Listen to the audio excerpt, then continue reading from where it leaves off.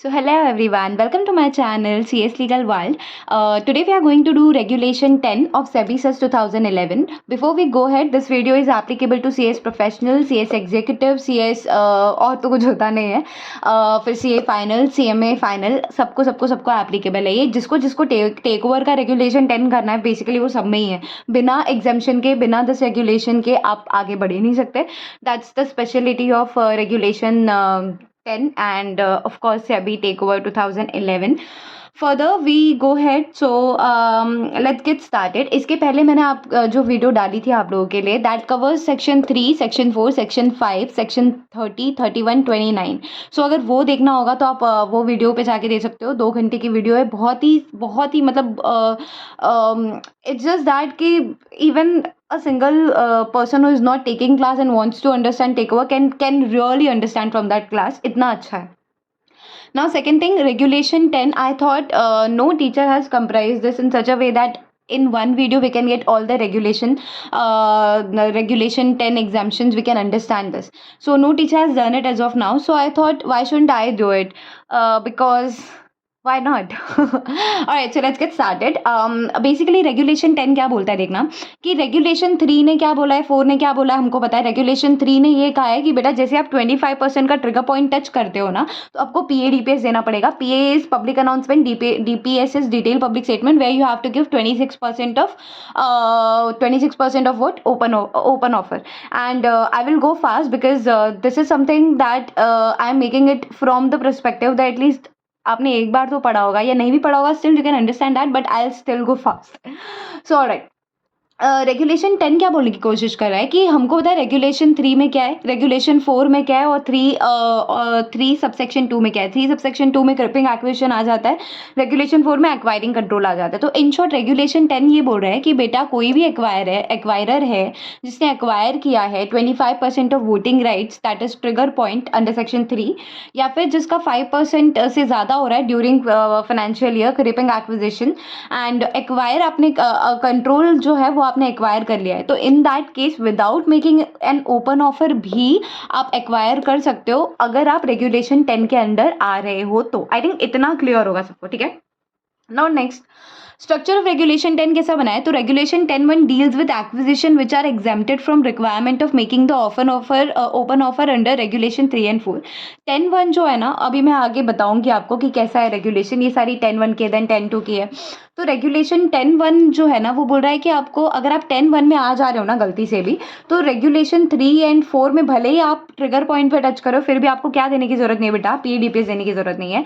10(2) भी similarly same चीज़ ही बोल रहा है कि आप रेगुलेशन 3 में आ जा रहे हो और 3 में अगर आ रहे हो ऑलरेडी तो रेगुलेशन 10(2) में अगर आप आ गए तो आपको एग्जाम्शन मिल जाएगा. देखो मेरा हाथ कितना काला दिखता है इस वीडियो में, आई डोंट नो यार, जेन्युइनली मतलब ये मेरे को ही दिखता है या एक्चुअली आपको, छोड़ो, डजंट मैटर.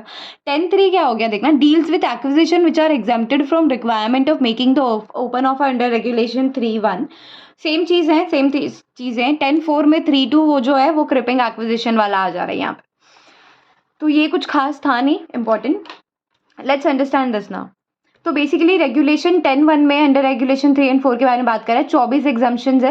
रेगुलेशन 2A में एक एग्जाम्पशन है अंडर रूल 3 वाला. अंडर 3(1) का 1 एग्जाम्पशन है 10(3) में. 10(4) में कुछ 6 एग्जाम्पशंस है. So we have to of course cover the all the regulations, all the exemptions. तो रेगुलेशन 10 भी करना अपना पहला मोटिवेशन तो ऑब्वियसली रेगुलेशन 10(1) होगा. 10(1) में ही 32 एग्जाम्पशंस है, सॉरी 10(1) में ही 24 एग्जाम्पशंस है I guess, if I am not wrong. Let me just see that one. तो 10 में टोटल 32 एग्जाम्पशंस है जिसमें से रेगुलेशन 10(1) में ही आई थिंक 24 ये है एग्जाम्पशंस है.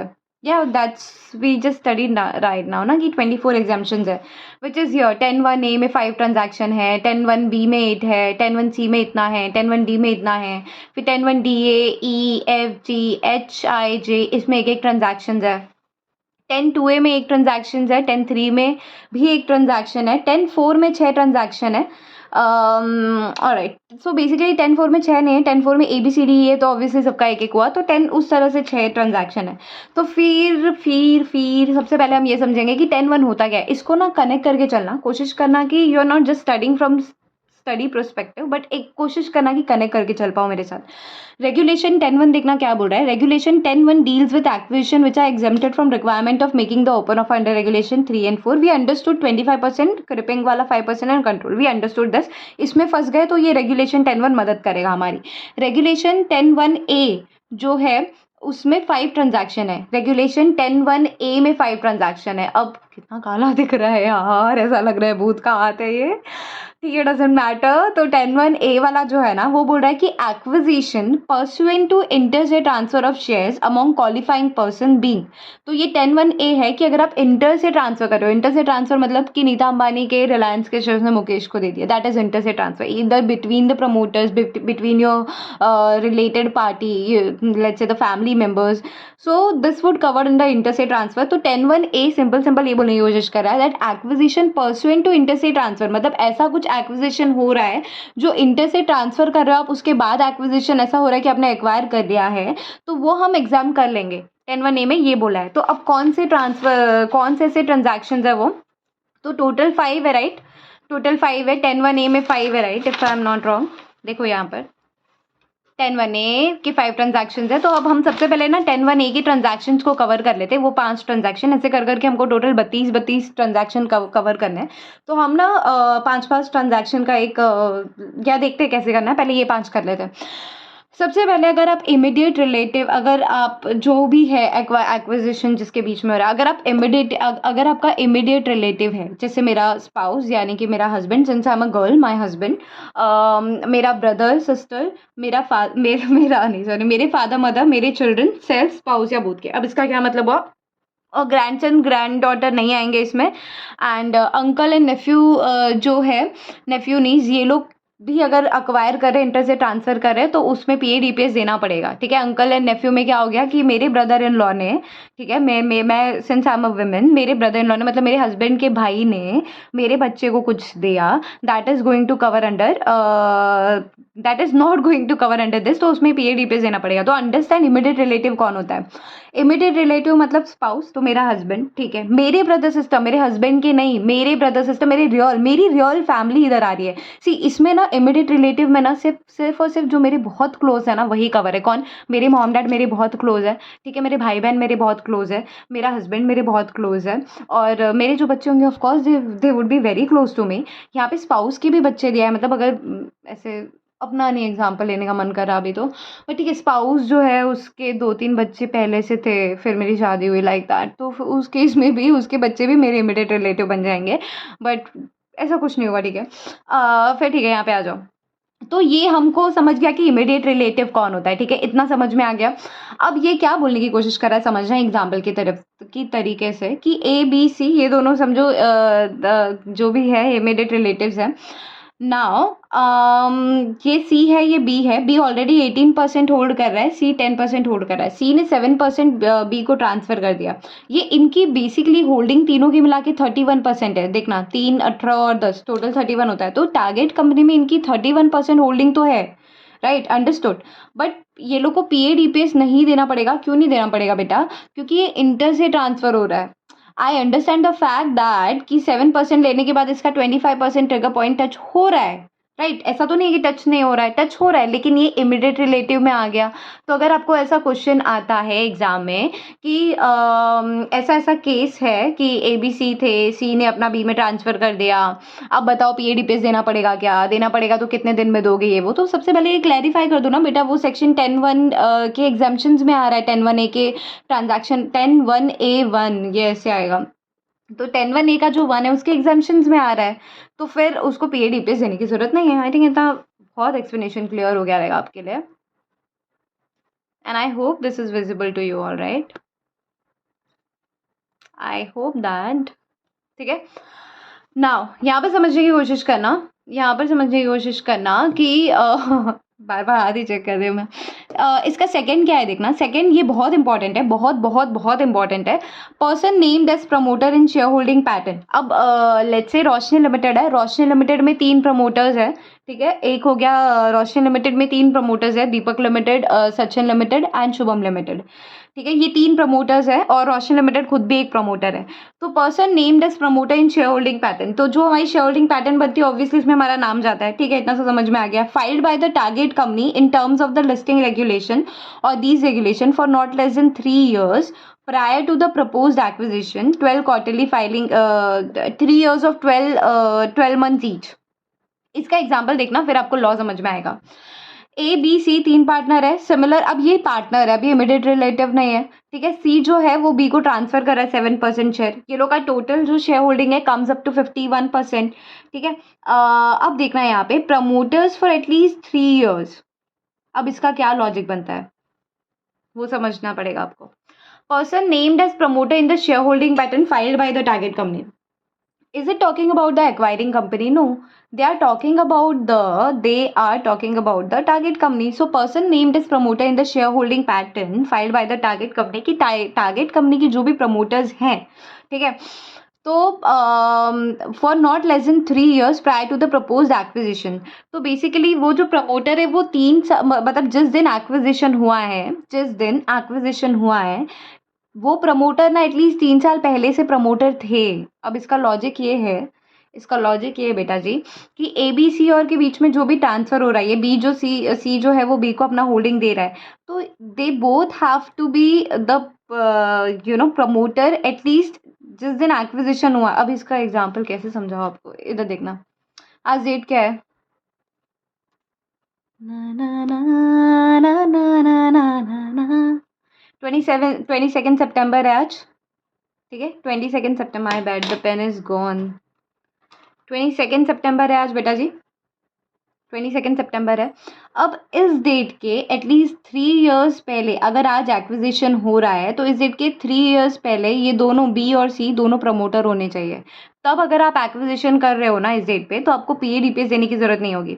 इन शॉर्ट मैं आपको बता देती हूँ इसका क्या मतलब होगा कि Roshni limited, Deepak limited, Sachin limited and Shubham limited, ये चारों प्रमोटर थे। आज मैंने बोला कि ये काम करना शुभम, तेरे शेयर्स मुझे दे देना, चाहिए मुझे। तो शुभम ने अपने शेयर, ऑब्वियसली ऐसा होता नहीं, I am just giving you an example. Shubham ने मुझे अपने शेयर्स दे दिए, उसके वो कुछ 20% होल्ड कर रहा था, उसमें 10% उसने मुझे दे दिए। आई वॉज होल्डिंग 18%, अब उसने 10 दे दिए तो मेरा 28 हो जाएगा। ऑफकोर्स 25% का जो ट्रिगर पॉइंट है वो क्रॉस हो जाएगा, बट अब उसने मुझे शेयर्स दे दिए हैं। अब प्रॉब्लम ये है कि ये चेक करना पड़ेगा कि आज एक्विजिशन डेट है, आज के दिन उसने मुझे शेयर्स दिए, तो उससे 3 साल पहले क्या हम लोग दोनों प्रमोटर थे क्या? और दोनों 3 साल की जब हम बात करें तो 12 क्वार्टरली फाइलिंग्स, मतलब 12 years ईच, मतलब क्वार्टरली फाइलिंग्स में जो प्रमोटरशिप जाती है ना, तो 3 साल पूरा 3 साल काउंट करेंगे। समझ रहा है या नहीं? समजला का तुम्हाला? समजला का नाही? What's wrong with me? चलो इतना, आई होप इतना समझा रहेगा। नाउ 10(1)(3 क्या बोल रहा है देखने की कोशिश करना, दैट एक्वायरर कंपनी जो है, अच्छा ये थोड़ा लॉजिकल है, थोड़ा क्रिटिकल है, जो समझना है समझ लो, बट थोड़ा सा टफ जाएगा, जा सकता है। पहले देखना कौन कौन आ रहा है। एक्वायरर कंपनी, ये रहा एक्वायरर कंपनी, उसकी सब्सिडरी, ठीक है, इधर से देखना पहले, एक्वायरर कंपनी, उसकी सब्सिडरी, या फिर एक्वायरर कंपनी जो है उसकी होल्डिंग कंपनी। ठीक है, मैं रोशनी लिमिटेड है, मैं एक्वायर कर रही हूँ। ठीक है, अब मेरी सब्सिडरी कंपनी, ठीक है, विजया लिमिटेड, या फिर मेरी होल्डिंग और सॉरी एंड मेरी होल्डिंग कंपनी लेट्स से मेरा लेट्स से रिलायंस लिमिटेड। ठीक है, रिलायंस लिमिटेड मेरा होल्डिंग कंपनी है, विजया लिमिटेड मेरा सब्सिडरी कंपनी है। नाउ रिलायंस लिमिटेड के भी जो सब्सिडरी है उनको भी काउंट करना है। सो रिलायंस लिमिटेड की जो भी subsidiary, let's say greater Noida limited, Suraj water park limited, Thane limited, what उसके जो भी सब्सिडरीज हैं उनको भी काउंट करना है। सो एक्वायरर कंपनी, उसके सब्सिडरी, उसका होल्डिंग कंपनी के अदर सब्सिडरीज, तो जो भी है, plus person holding not less then 50% of the equity shares of such company, कि ये लोग तो कंपनी का गेम हो गया। Person not holding less than 50% of equity shares of such company, कि उनको मिला के अगर मैं 50% शेयर भी होल्ड कर रही हूँ तो मैं भी आ जाऊंगी। ठीक है, other companies in such person hold not less then 50%, या फिर अदर कंपनी जिसमें वो पर्सन 50% से ज़्यादा नहीं होल्ड कर रहा, तो या फिर उनकी subsidy subject to control over such qualifying person. ये ऐसे नहीं समझ में आने वाला है, ये एग्जाम्पल के थ्रू ही समझेगा। तो ये एक्वायरिंग कंपनी हो गई, एक्वायरिंग कंपनी की होल्डिंग कंपनी, एक्वायरिंग कंपनी की सब्सिडरी कंपनी, ना होल्डिंग कंपनी की अदर जो सब्सिडरी है उनको ले लिया, फिर 6% पर्सन होल्डिंग एटलीस्ट 50% इन सच कंपनी। मतलब इसका मतलब क्या होगा कि एक ये भी दिखाया था ना मैंने, पर्सन होल्डिंग एटलीस्ट 50% इन सच कंपनी, ये हो गया। फिर other person in which such person holds at least 50%। ठीक है। अब ये लोग का जो पूरा टोटल होल्डिंग मिला के है ना, ये 48% है टारगेट कंपनी में। किसका किसका मिला के बेटा? कंपनी का, कंपनी की होल्डिंग कंपनी का, कंपनी की सब्सिडरी का, होल्डिंग कंपनी की सब्सिडरी का, ऐसे पर्सन जो एटलीस्ट 50% इन सच कंपनी होल्ड कर रहे हैं, या फिर ऐसी कंपनी जिसमें ये पर्सन 50% से ज़्यादा होल्ड कर रहे हैं, इन सबको ले लिया। अब अगर इनके बीच में कोई ट्रांजैक्शन होता है, जैसे कि ये पर्सन जो है ये 5% सेल कर रहा है, या ये वाला जो पर्सन है वो 2% सेल कर रहा है, 5% 2%, अगर ये लोग सेल कर रहे हैं तो बेसिकली उनको पीएडीपीएस देने की ज़रूरत नहीं है, क्योंकि ये लोग एक ग्रुप कंपनी में आ गए। तो ये लोग आपस में कोई भी ट्रांजैक्शन करें तो कोई प्रॉब्लम नहीं है, पीएडीपीएस देने की ज़रूरत नहीं है। आई होप समझा होगा।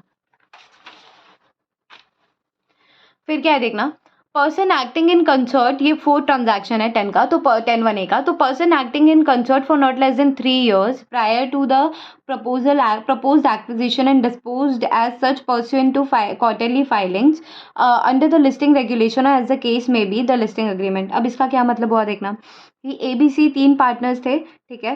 तो सी ने जो है बी को 7% सेल कर दिया है।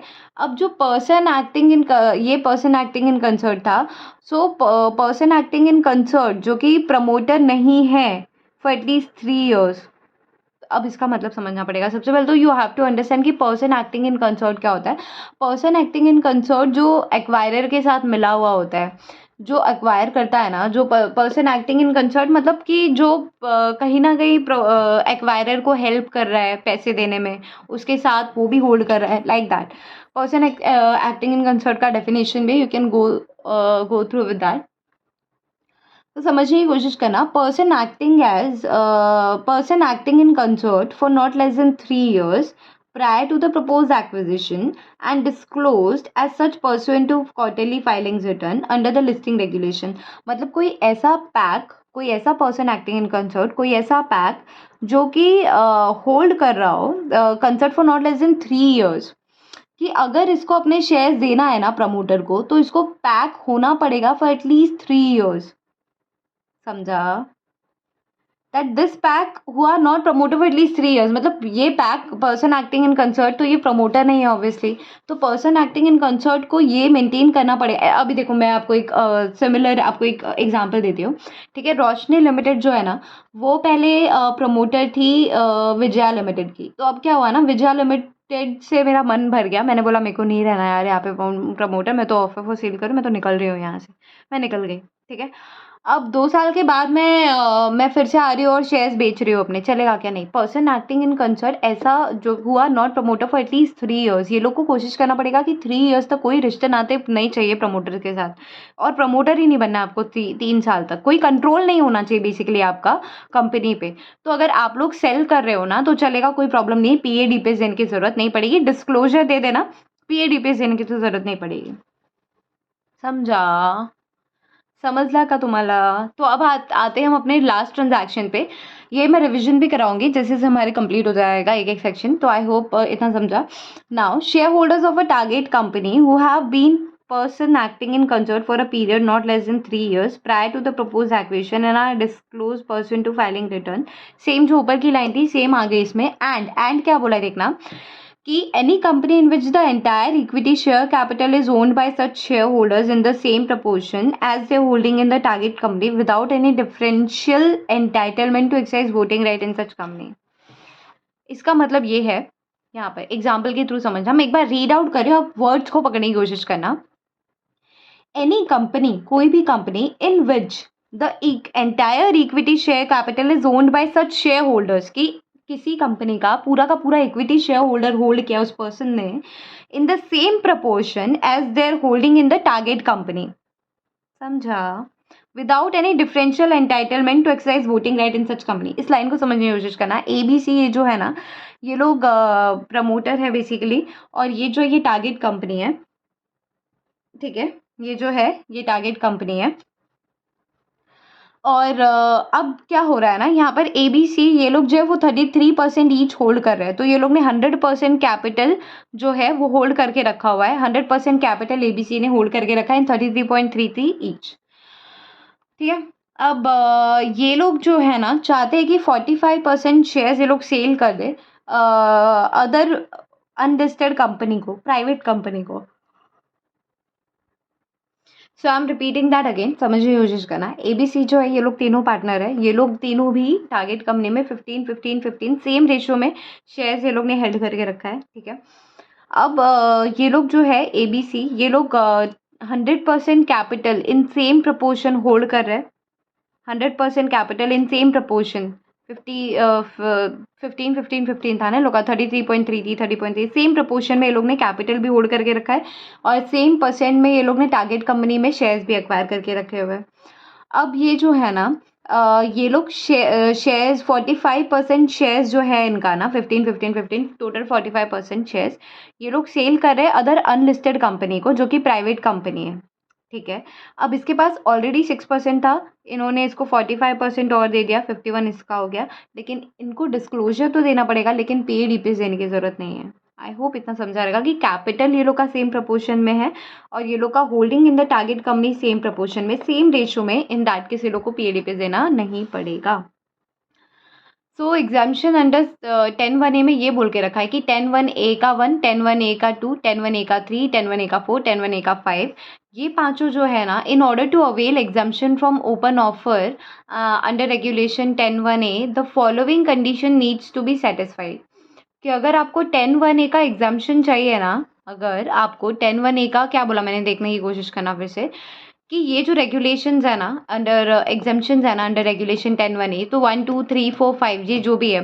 So in order to avail exemption from open offer under regulation 10(1)(a), 10(1)(a) के अंडर आता है, तो अगर उसके लिए एग्जाम्पशन आपको लेना है ना, तो following condition needs to be satisfied.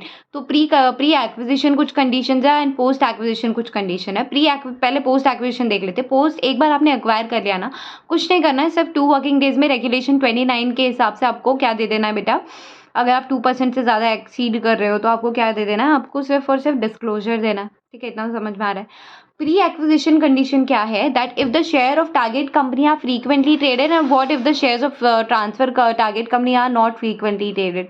अगर फ्रीक्वेंटली ट्रेडेड है, फ्रीक्वेंटली किसको बोलते हैं, कोई बताएगा मुझे, लिखा हुआ भी आए, वो देख के तो आपको बता पाओ, आप लोग सामने ही आपके, आप लोग सोचो फ्रीक्वेंटली ट्रेडेड शेयर्स किसको बोलते हैं।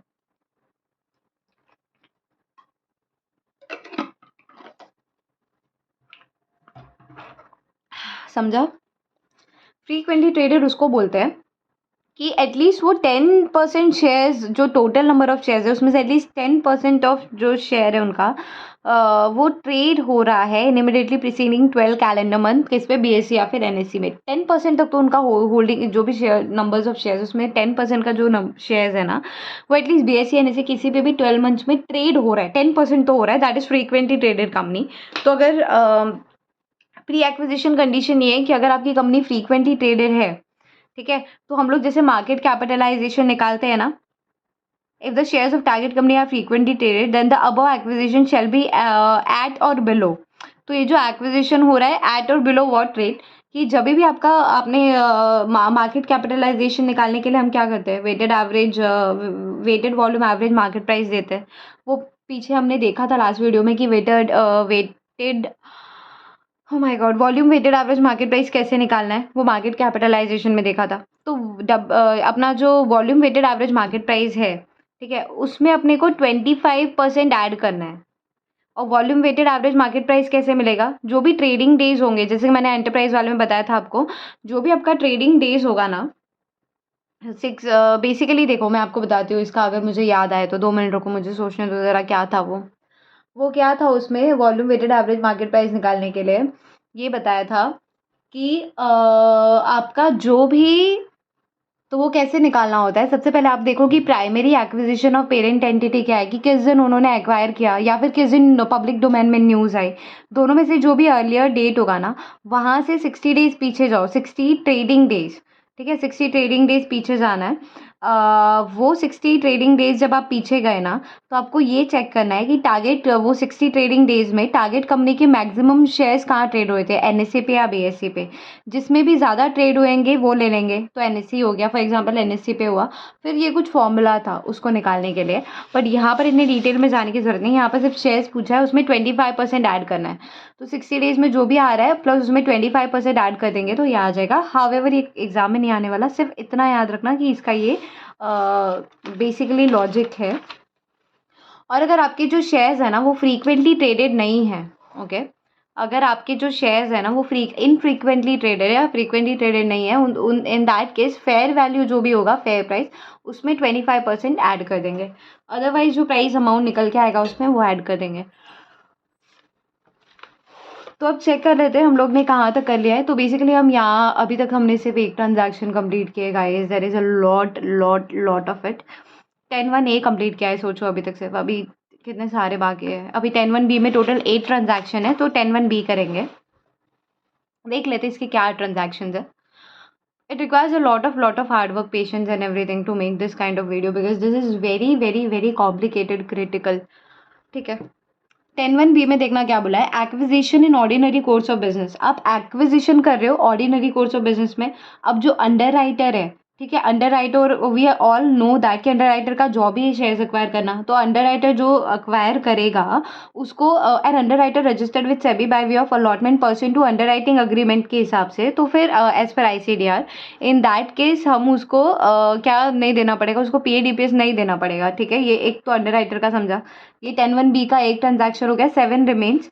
तो स्टॉक ब्रोकर जो है रजिस्टर्ड विद सेबी, अगर वो भी SEBI on behalf of his client in exercise of lien over the shares purchased on behalf of client under the bylaws of, अगर जो स्टॉक ब्रोकर है वो अपने क्लाइंट्स के बिहाफ में शेयर्स बाय कर रहा है तो उसको भी क्या नहीं करना पड़ेगा बेटा, उसको भी PADPS देने की ज़रूरत नहीं है। इसका एग्जाम्पल दिया है, देखना यहाँ पर अगर आप समझ सको तो।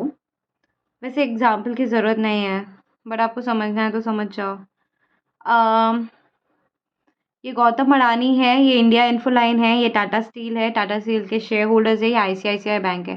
तो सबसे पहले इस केस में क्या होता है कि गौतम अडानी जो है ना वो 4,000 करोड़ एडवांस देता है इंडिया इन्फोलाइन को, कि आप मुझे क्या दे दो बेटा, एडवांस देता है कि आप ये जो 4,000 करोड़ है ना ये आप एडवांस में ले लो और मुझे टाटा स्टील जो है ना उसके शेयर्स परचेज करने हैं 23%। तो अब ये इंडिया इन्फोलाइन है पैसे ले लेगा और 23% शेयर एक्वायर करके टाटा स्टील का दे देगा। अब इसमें प्रॉब्लम ये होती है बेटा कि ये बैलेंस जो 4,000 करोड़ है वो नहीं देता, सिर्फ 4,000 करोड़ जो है वही देता है। टोटल इसका 8,000 करोड़ था, ये बैलेंस 4,000 करोड़ नहीं देता, डिफ़ॉल्ट करता है। ठीक है, इन दैट केस अब जो इंडिया इन्फोलाइन है वो जो ये शेयर्स है इसके वो प्लेज कर देगा ICICI बैंक को, और ICICI बैंक से लोन ले लेगा 4,000 करोड़ का, क्योंकि उसको टाटा स्टील को देना है ना भाई। तो अब 4,000 करोड़ लोन ले लिया, टाटा स्टील को दे देगा, और जो शेयर्स है वो ICICI बैंक के साथ प्लेज्ड हो जाएंगे। इसने डिफ़ॉल्ट कर दिया, तो अब ये जो प्लेज हुआ है ICICI बैंक के साथ, तो ICICI बैंक को क्या देने की ज़रूरत नहीं है, ICICI बैंक को PADPS देने की ज़रूरत नहीं है। आई होप इतना समझा होगा। तो यहाँ पर वही लिखा है मैंने कि no PADPS by it, that is India Infoline, कि इंडिया इन्फोलाइन को वापस से PADPS देने की ज़रूरत नहीं है। Already under pressure of ₹4,000 crore plus 26 SEBI not to force, SEBI 26% और एक्वायर कर उसके लिए फोर्स नहीं करेगा किसको, इंडिया इन्फोलाइन को। और क्या कहा जाए इसमें, प्रेशर ऑलरेडी है उसके पास, तो इंडिया इन्फोलाइन जो है वो उसमें PADPS देगी क्या, तो नहीं देगी। आई होप समझा होगा। अब 10-1 बी का 3 वाला कर रहे हैं, अभी बहुत सारा ट्रांजैक्शन है यार, बहुत ज़्यादा।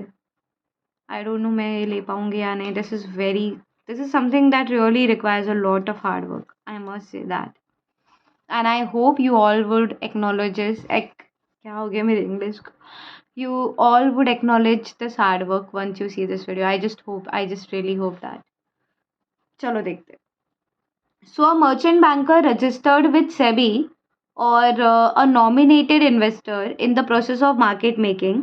अब देखो सबसे पहले तो हमने ये देखा 10-1 बी वाले में कि भाई अंडर राइटर को PADPS देने की ज़रूरत नहीं है, स्टॉक ब्रोकर को PADPS देने की ज़रूरत नहीं है। ठीक है, थर्ड वाला अब हम ये वाला पढ़ रहे हैं कि मर्चेंट बैंकर है कोई जो कि सेबी के साथ रजिस्टर्ड है, a nominated investor in process of market making और subscription to the unsubscribe portion of the issue in terms of SEBI ICDR. I hope आपको मार्केट मेकिंग का किस्सा पता होगा कि मार्केट मेकिंग का एग्जैक्टली सीन क्या है। मार्केट मेकिंग मतलब मर्चेंट बैंकर अग्रीमेंट करता है कि अगर शेयर्स आपके नहीं बिकते हैं ना कंपनी के, तो मैं मार्केट मेकिंग में ये होता है बेसिकली वो ले लेता है, शायद ऐसा कुछ रहता है। Let me just check that, hold on. इस एग्जांपल के थ्रू समझ जाएगा। एसएमई है ये, और mandatory appointed for 3 years as merchant banker as M banker. 5+5% share allot किया है। पब्लिक के पास 55% शेयर है, प्रमोटर के पास 40% शेयर है। अब डेली कोट ये लोग का क्या है कि बाय कोट प्राइस करते हैं, ये लोग सेल कोट प्राइस करते हैं मैक्सिमम 10%। तो बेसिकली इसका कंडीशन ये है कि अगर मर्चेंट बैंकर जो है हम उसको भी एग्जाम्पशन दे सकते हैं अगर वो मार्केट मेकिंग का काम कर रहा है तो। लेकिन उसका कंडीशन ये है कि उसके जो बाय कोड प्राइस है और daily quote sell quote price है, उसके बीच में मैक्सिमम 10% का गैप होना चाहिए। If you talking about the person as merchant banker doing market making, तो मार्केट मेकिंग में तो हम अलाउ कर देंगे, लेकिन बाय सेल में उसका 10% का गैप होना चाहिए।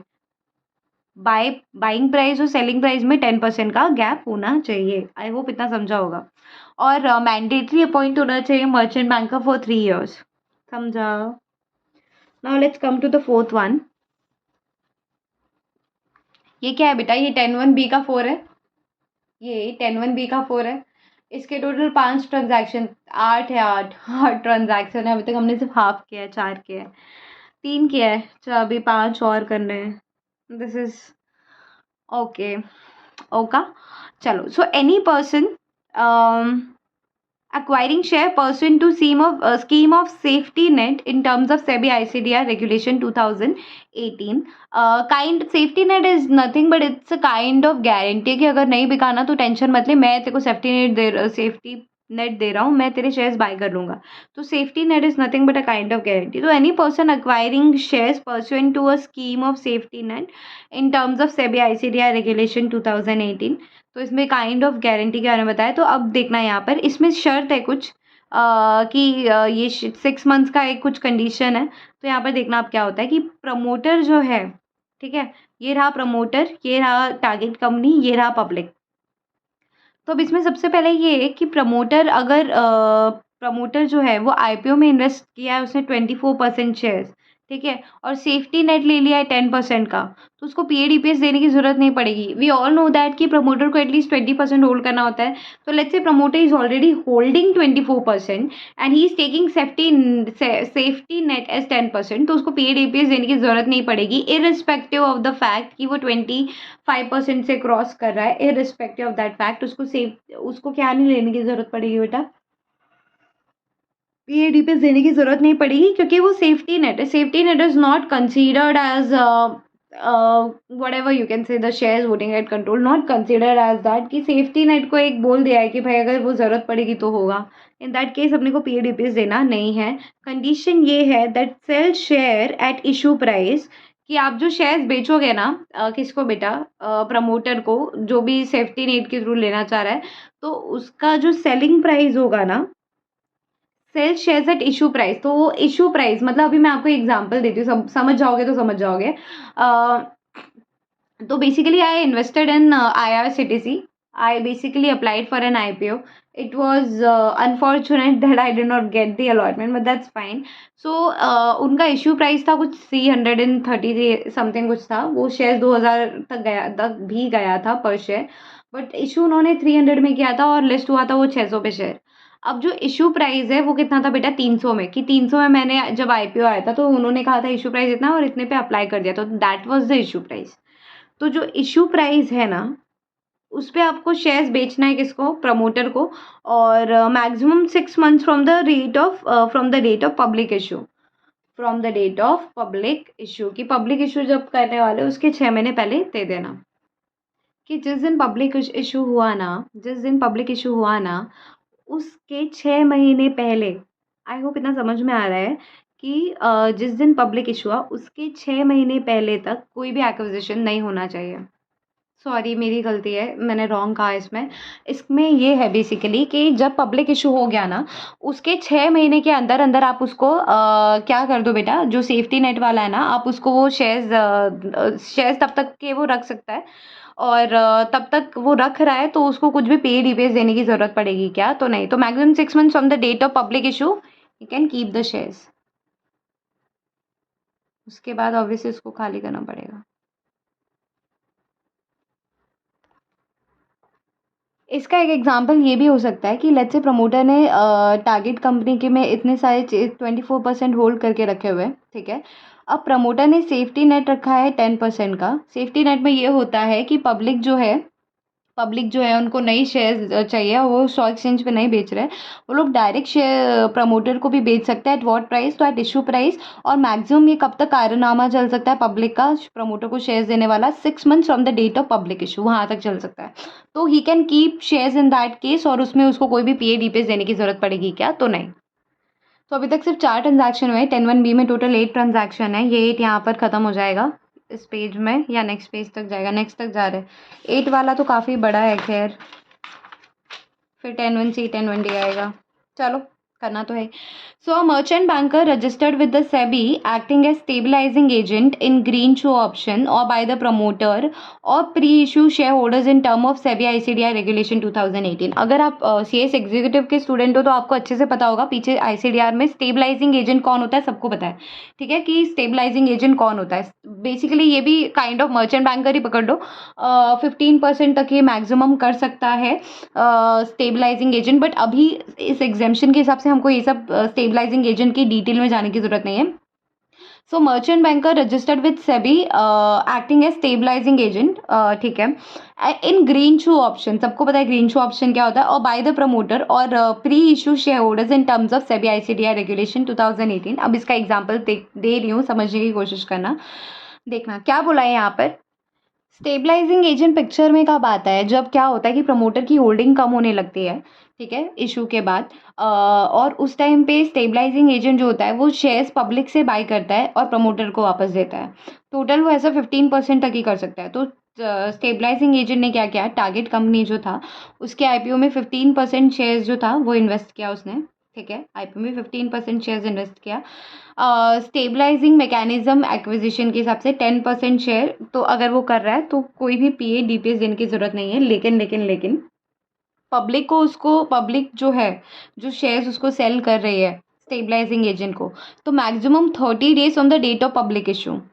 मतलब मैंने इसका लॉजिक समझने की कोशिश करना। स्टेबलाइजिंग एजेंट पिक्चर में कब आता है? जब प्रमोटर की शेयर होल्डिंग जो है ना वो बहुत कम होने लगती है और टेक ओवर का खतरा रहता है। तो अब इसमें स्टेबलाइजिंग एजेंट क्या करता है? स्टेबलाइजिंग एजेंट मार्केट से शेयर्स खरीदता है, स्टॉक एक्सचेंज से, शेयर होल्डर्स से, उनसे शेयर्स खरीद के फिर अपने पास रखता है और वो दे देता है प्रमोटर्स को, फिर उनकी होल्डिंग बनी रहती है उस हिसाब से। That is under green shoe option, if you know that.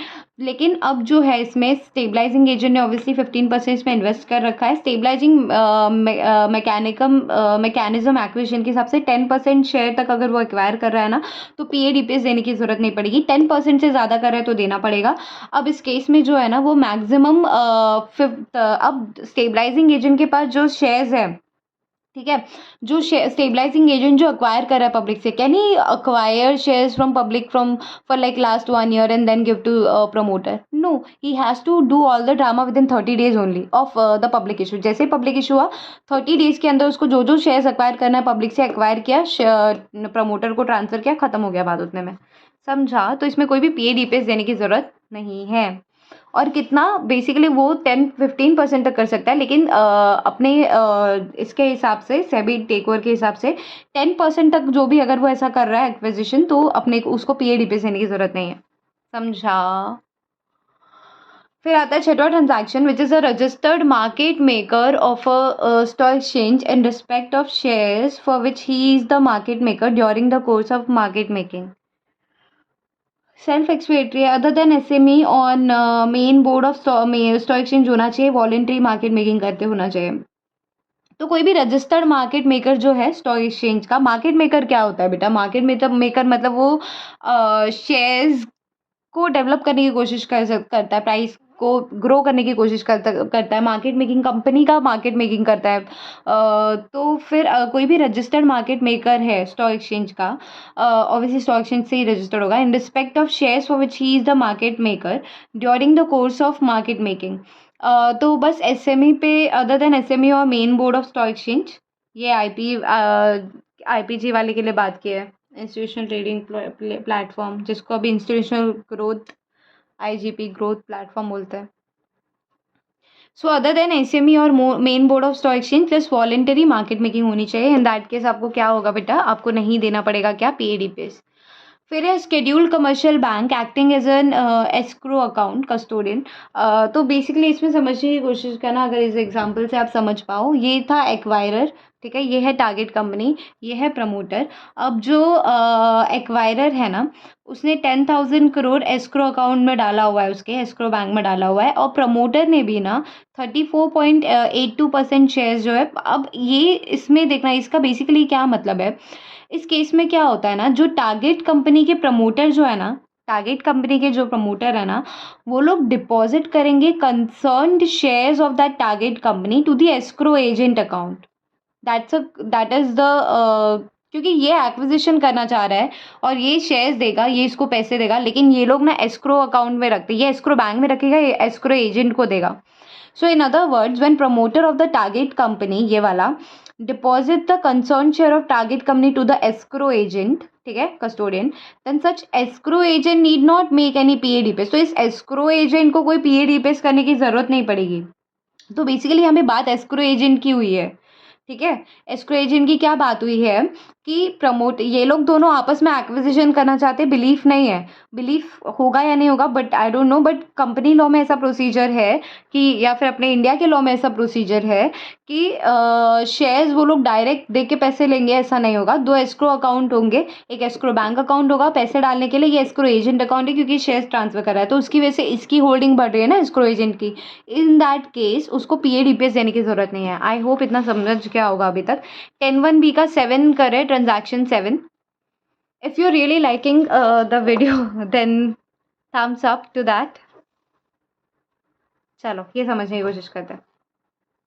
Invocation of pledge by scheduled commercial bank और public financial institution as a pledge. अब इसमें क्या हुआ देखना, ये प्रमोटर है, ये टारगेट कंपनी है, ये शेड्यूल्ड कमर्शियल बैंक या फिर पब्लिक फाइनेंशियल इंस्टीट्यूशन। तो अगर आप इन्वोक कर रहे हो ना अपना pledge by scheduled commercial bank या फिर public financial institution as a pledgee, तो फिर वो क्या है बेटा, वो एग्जाम्प्ट है। अब इस एग्जाम्पल के थ्रू ये समझने की कोशिश करना कि ये प्रमोटर है, ये टारगेट कंपनी है, ये शेड्यूल्ड कमर्शियल बैंक या फिर पब्लिक फाइनेंशियल इंस्टीट्यूशन है। ये प्रमोटर जो है वो शेड्यूल्ड कमर्शियल बैंक को 22% शेयर्स जो है वो प्लेज कर रहा है और बदले में लोन ले रहा है। अगर इसने रीपे नहीं किया तो ऑब्वियसली इसने शेयर्स प्लेज करके रखे शेड्यूल्ड कमर्शियल और बैंक या फिर पब्लिक फाइनेंशियल इंस्टीट्यूशन के बाद, इसने रीपे नहीं किया तो ये क्या करेगा, ये टारगेट कंपनी का ऑब्वियसली इसके पास आ गया 22% holding.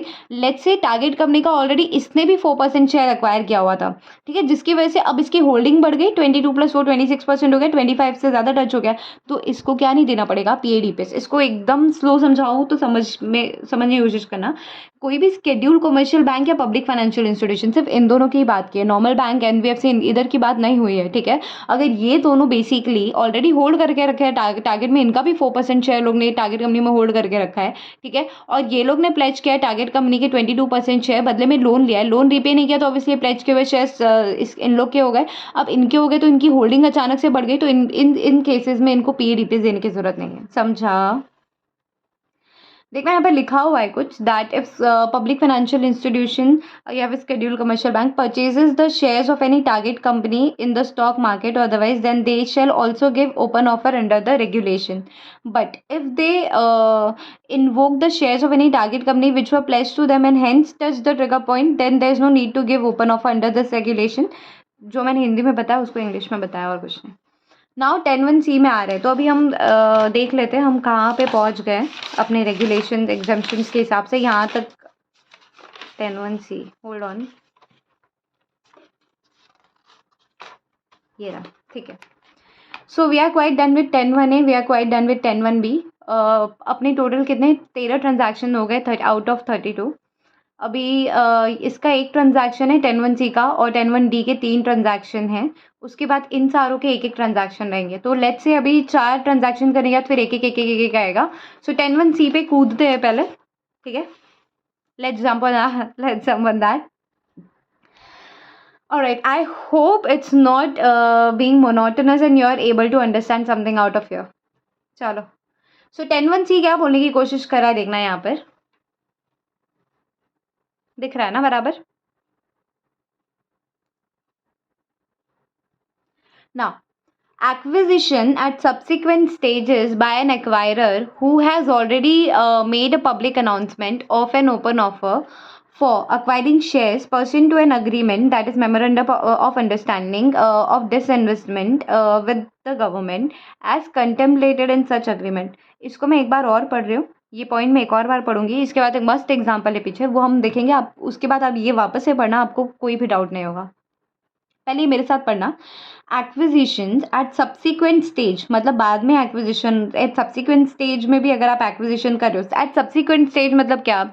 Acquisition at subsequent stage मतलब ये कि 70% एक्वायर करना था, अभी आपने 25 किया है, फिर 10% करके एक्वायर करना चाहते हो, ठीक है? आप एक साथ नहीं कर रहे हो, आपके पास एक साथ पैसे नहीं है, लेकिन मेमोरेंडम ऑफ अंडरस्टैंडिंग बन चुका है कि ठीक है आप वैसे भी कर सकते हो।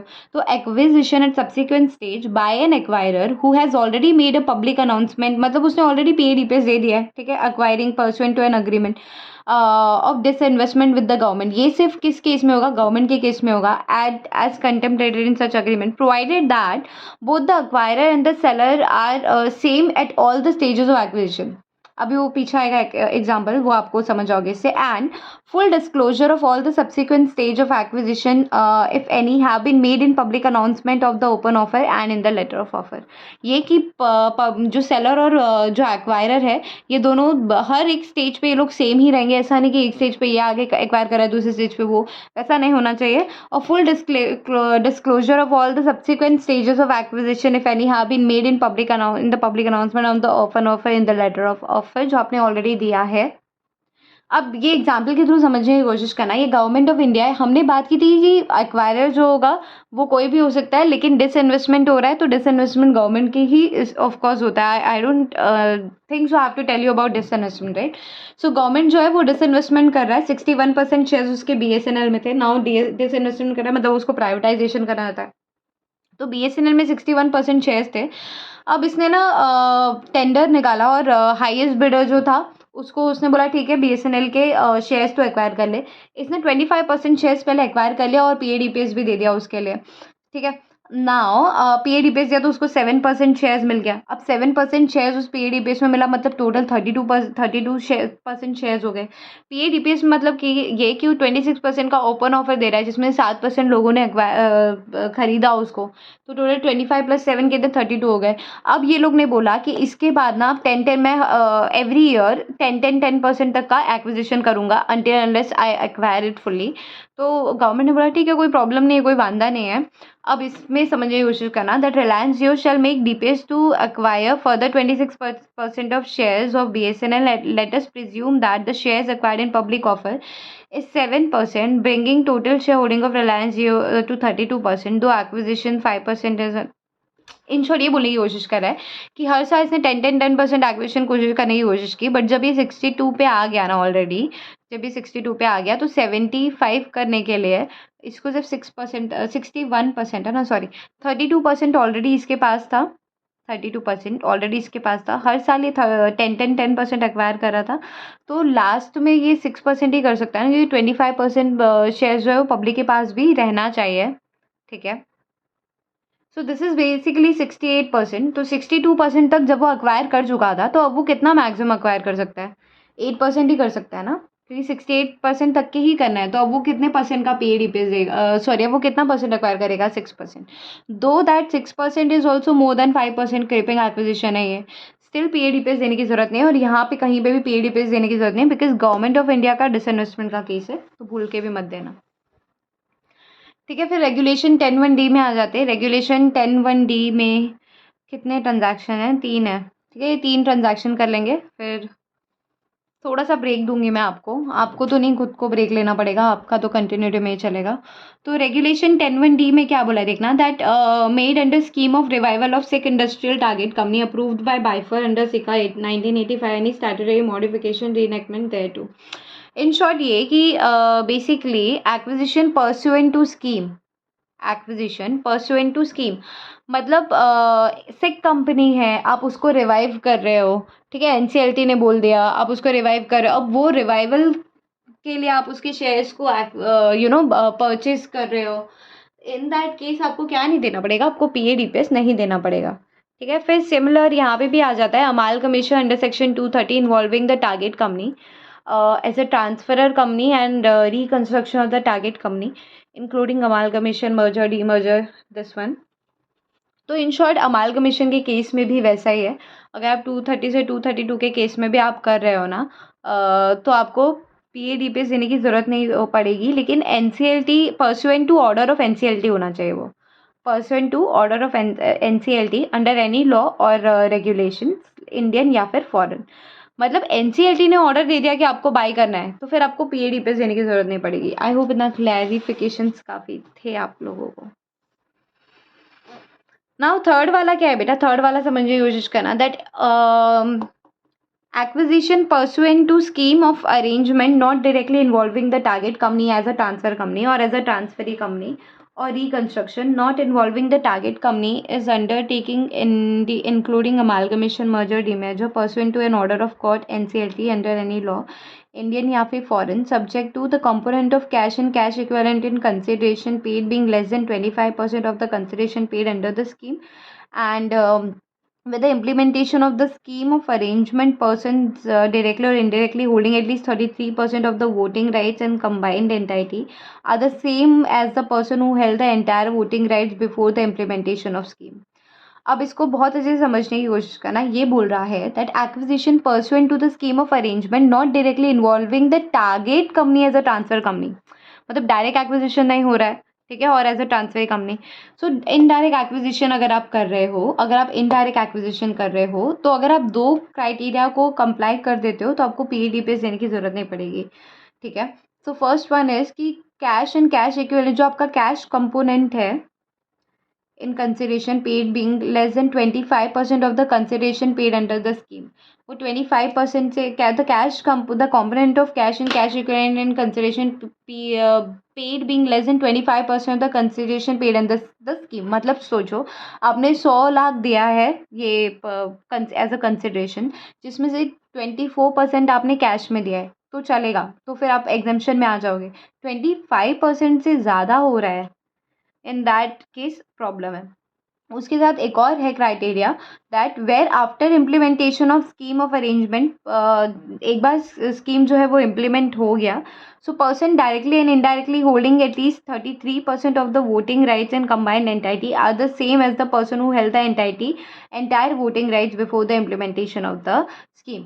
तो वापस से पढ़ना, where after implementation of the scheme of arrangement person directly या फिर indirectly holding at least 33% of the voting right in combined entity are the same as the person who held the entire voting right before the implementation of the scheme. So person का जो voting power होगा ना, वो हिलेगा डुलेगा नहीं, वो same रहने वाला है। Sorry my bad, I hope इतना विजिबल होगा अभी, ठीक है। सो इस तरह से हमारे 10(1)(d) भी खत्म हो जाते हैं। 10(1)(d) के 3 ट्रांजैक्शन खत्म हो गए। अब क्या है देखते हैं, काफ़ी बड़ा है ना ये वाला। अब सारे के एक एक ट्रांजैक्शन है, हम यहाँ तक पूरा कर चुके हैं। हम टोटल 5 और 8 13 1 14 15 16 17 ट्रांजैक्शन कर चुके हैं। अब कुछ 1 2 3 4 5 6 7 ट्रांजैक्शन और है, फिर ये 10(1) वाला गेम तो ख़त्म हो जाएगा। फिर 10(2)(a), 10(3) एंड 10(4), फिर ज़्यादा नहीं बचा रहेगा, इतना ही है। फिर इतना कर लिया तो मतलब आई जस्ट डोंट अंडरस्टैंड पूरा क्यों नहीं हो पाएगा। 7 ट्रांजैक्शन और है, पहले वो देख लेते हैं। आई नो थोड़ा हेक्टिक जा रहा है, I know, I can get that, but I can not help it. आपके सिलेबस में है ये, सबके सबके सबके सबके करना तो पड़ेगा ये। So let's do that. So 10(1)(d) में DA में है that pursuant to resolution plan approved by NCLT under IBC. पहला वाला जो था वो सीका के बारे में बात कर रहा था कि सीका और बाइफर में से भी कुछ आया तो। Now this is talking about IBC. कि आईबीसी के रेजोल्यूशन प्लान के हिसाब से अगर कुछ है तो वो सिका वाला ऑब्वियसली स्टैंड वायलेटेड, बिकॉज अभी एक्ट तो चला गया, उसको गए हुए भी टाइम हो गया, बट ठीक है एग्जाम्पशन में दिया हुआ है तो we can know that as it is. So 10(1) DA में यही बोल रहा है कि आईबीसी के रेजोल्यूशन प्लान के हिसाब से अगर आपको एक्विजिशन करने की जरूरत है फिर आप एक्विजिशन कर रहे हो, कोई प्रॉब्लम नहीं है, पे डीपीएस देने की जरूरत नहीं है। फिर 10(1) E में क्या बोला है देखना, 10(1) E में ये कहा है that acquisition pursuant to the provision of SARFAESI act 2002। SARFAESI act में क्या होता था कि लिस्टेड बोरोअर जो है, लिस्टेड बोरोअर कंपनी है, लिस्टेड कंपनी है जिसने बोरो किया है इंडियन इंस्टीट्यूशन लेंडिंग इंस्टीट्यूशन से, फाइनेंशियल इंस्टीट्यूशन से, इसने लोन के लिए अप्लाई किया था, इसने लोन दे दिया, इसने रीपे नहीं किया फाइनेंशियल इंस्टीट्यूशन को, तो इसने ऑब्वियसली कंपनी पे कंट्रोल कर लिया। जब कंपनी के शेयर्स परचेज कर लिए, प्लेज किए हुए थे या जो भी था XYZ, अब इसका कंपनी पे कंट्रोल आ गया।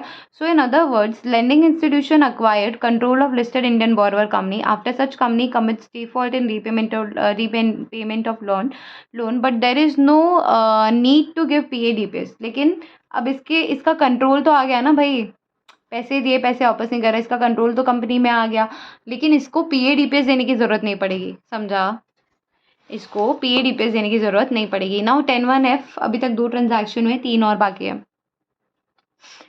Acquisition pursuant to the provision of SEBI delisting of equity share regulation 2021। So promoter जो है वो 75% से ज़्यादा शेयर्स ऑलरेडी कंपनी में एक्वायर कर चुका है, 25% जो है शेयर्स वो पब्लिक के पास है। In short read with CS, क्या बोला है, रीड विथ CS 4 अंडर regulation 3। Okay, that's fine. I think ये इसका है, 10(1) G का है, दैट्स फाइन। तो डी लिस्टिंग में इतना पता चला कि acquisition pursuant to the the provision of SEBI, कि डी लिस्टिंग करने के लिए आपने जो भी एक्विजिशन किया है उसके लिए आपको पे डीपीएस देने की ज़रूरत नहीं है। फिर 10(1) G में है acquisition bye way of transmission, succession या फिर इनहेरिटेंस।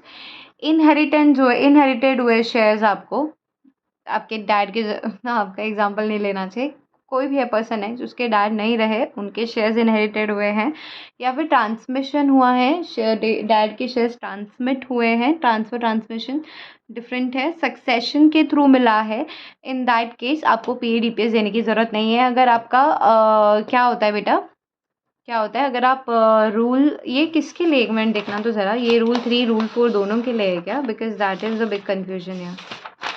हम कर रहे 10(1) G ना अभी, होल्ड ऑन, 10(1) G यहाँ पर है, ये रूल 3 एंड रूल 4 दोनों की बात कर रहा है। अभी तक हम 10(1) में ही है ना, rule 1 is talking about rule 3 and 4, मतलब या तो आप शेयर्स मिल गए आपको, या तो वोटिंग राइट मिल गया, या तो कंट्रोल मिल गया, इन सब केसेस में आपको फिर भी PA DPS देने की जरूरत नहीं है अगर सक्सेशन या इनहेरिटेड हो रहा है तो। 10(1) H में क्या बोला है, 10(1) H में बोला है acquisition of voting rights of और preference shares carrying voting rights arising out of operation of section 47 2 of the Companies Act 13। मतलब उसको डिविडेंड नहीं मिला 2 साल के लिए तो इक्विटी शेयर्स में कन्वर्ट हो गया, obviously we all know that in law, वो इक्विटी शेयर्स में कन्वर्ट हो गया, जिसकी वजह से उसका जो वोटिंग राइट है ना वो इक्विवेलेंट टू 25% हो गया, उससे बढ़ गया।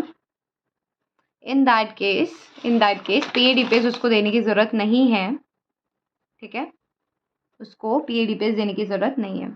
उसके बाद 10(1) I विच इज़ IJ, बस ये लास्ट है, ये फिर ये लास्ट है, उसके बाद 10(2) A में आ जाएंगे। तो हमारे अप्रॉक्स 22 ख़त्म हो चुके हैं अभी तक ट्रांजैक्शन, 2 और 24 ट्रांजैक्शन ख़त्म हो जाएंगे, उसके बाद कुछ 10-12 ट्रांजैक्शन और बचेंगे।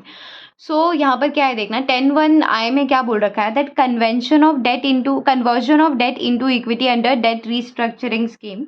So acquisition of shares by the lender pursuant to conversion of their debt as part of debt restructuring implemented in accordance with the guidelines specified by RBI, provided that conditions specified under regulation 158(6) which is preferential allotment of the SEBI ICDR are complied with। कि preferential allotment वाला regulation आप लोग comply कर लेना, लेकिन अब conversion जो है डेट का into equity under debt restructuring में हो रहा है। अब इसका मतलब क्या है देखना, लेट्स से रोशनी लिमिटेड है, तो रोशनी लिमिटेड ने LIC लिमिटेड से कर्जे लिए थे 40,000 के, 40 करोड़ के, 40,000 कुछ अच्छा जमता नहीं है, ठीक है, 40 करोड़ का मैंने कर्जा लिया था LIC लिमिटेड से।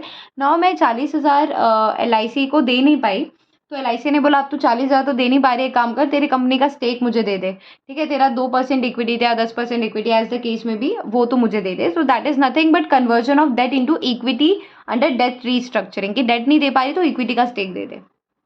सो उसकी वजह से भी अगर आप एक्वायर कर रहे हो ना तो LIC लिमिटेड को PADPS देने की जरूरत नहीं पड़ेगी, जो भी एक्वायरर होगा।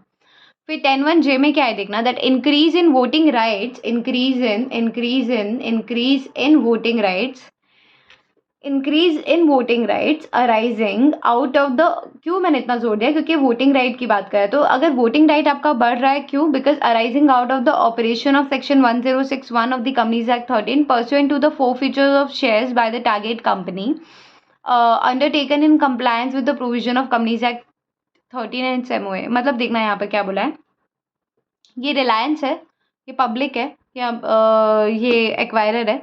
तो एक्वायरर जो है ना, ठीक है, उसके पास 20,000 शेयर्स है, मतलब 20% शेयर्स थे इसके, रिलायंस के। इसके टोटल 1 लाख शेयर इसने इशू किया हुआ था, ठीक है। अब इसने 20,000 शेयर्स जो है ना वो फोरफिट कर दिया। तो पहले इसका परसेंटेज 20% था, लेकिन इसने 20% फोरफिट किया तो इसके पास टोटल 80% शेयर्स बचे। 80 मतलब इसका अब स्टेक बढ़ गया ना कंपनी में, 20 से 25% हो गया।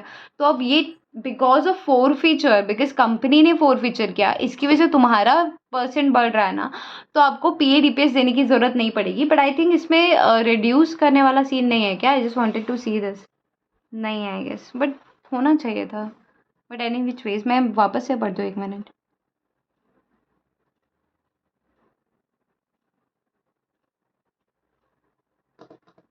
ठीक है, इसमें रिड्यूस करने वाला चीज़ नहीं है कि आपको रिड्यूस करना है, कंपनी फोरफीचर क्या, आपकी थोड़ी कोई गलती है। ठीक है, ये रहा अपना 10(1)J तक खत्म हो गया है। Now we are doing 10(2)A। कितना पेज है? और 1 2 स्कूल के बच्चों की तरह कर रहे हैं ना हम लोग। 1 2 3 4 5, दैट्स इट, 5, 5.5 पेज और है।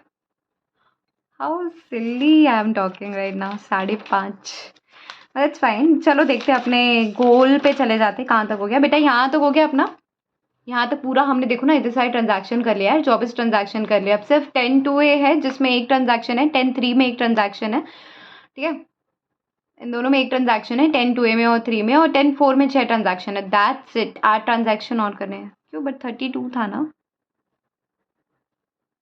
तो 6 और 2 तो 8 हुए,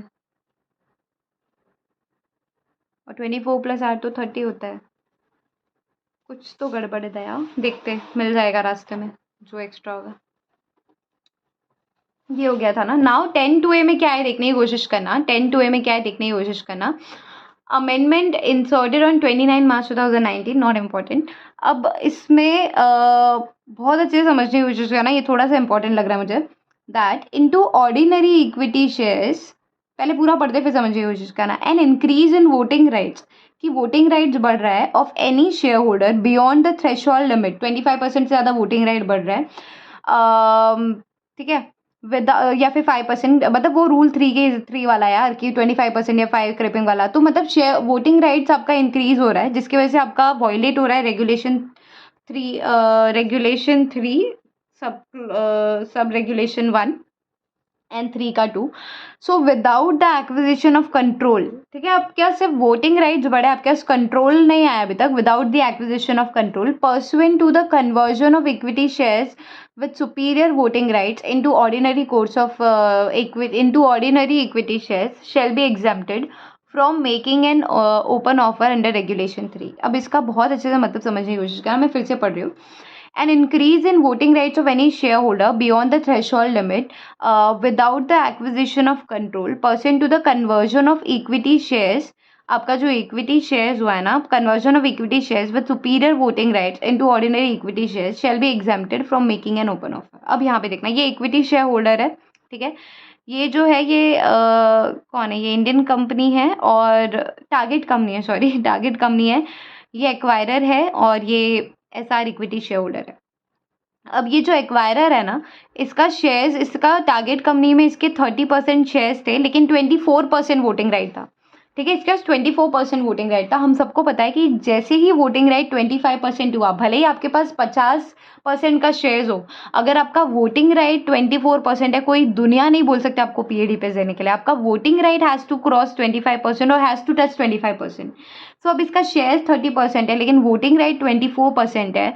but after conversion of SR equity share holder, उसका न्यू वोटिंग राइट भी इंक्रीज हो रहा है 30% से, क्योंकि उसके जो ऑर्डिनरी शेयर्स थे वो कन्वर्ट हो गए हैं किसमें बेटा, एसआर इक्विटी शेयर्स में, जहाँ जिसमें क्या होता है कि आपके शेयर्स पे मतलब obviously we know that right, we are professional students, voting rights बढ़ जाते हैं ना, सुपीरियर वोटिंग राइट मतलब that carries more voting right, एक शेयर पे 2 वोटिंग राइट, ज़्यादा से ज़्यादा 10 हो सकता है। सो ऑब्वियसली इसकी वजह से आपका शेयर्स जो है, जिसकी वजह से आपका जो करंट वोटिंग प्राइस है वो बढ़ गया है, तो आपको अक्वायरर को कोई भी पीएडी पे देने की ज़रूरत नहीं पड़ेगी। समझा? समजला का तुम्हाला? समजला का ग? Now we're doing 10-3. So 10-2 done. 10-3 का एक transaction and then again 6 more transactions. Let's go forward. 10-3 में क्या बोला देखना है, an increase in voting rights in a target company of any shareholder. मैं थोड़ा पानी पी लेती हूँ गाइस, मैं बहुत थक गई हूँ।